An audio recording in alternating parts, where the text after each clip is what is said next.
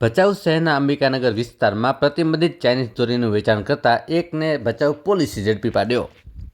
ઉત્તરાયણના તહેવાર પગલે ચાઇનીઝ દોરી વેચવા પર પ્રતિબંધ લાદવામાં આવ્યો છે, ત્યારે ભચાઉ પોલીસે પ્રતિબંધિત ચાઇનીઝ દોરીનું વેચાણ કરતા વેપારીને ઝડપી પાડ્યો છે। આ અંગે પ્રાપ્ત થતી વિગતો મુજબ ભચાઉના અંબિકાનગર વિસ્તારમાં પ્રતિબંધિત ચાઇનીઝ ફિરકી દોરીનું વેચાણ કરતા વેપારીને પકડી પોલીસે ₹6300ની દોરી જપ્ત કરી હતી।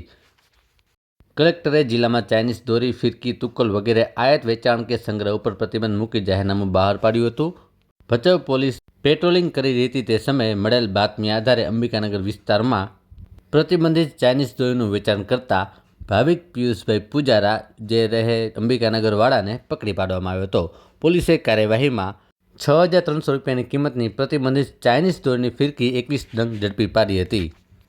ભચાઉ પોલીસે ગુનો નોંધીને વધુ તપાસ હાથ ધરી હતી। આ કામગીરીમાં PISG ખાંભલા, town beat incharge Babulalbhai Miyotra તથા ભચાઉ પોલીસ સ્ટાફ જોડાયો હતો।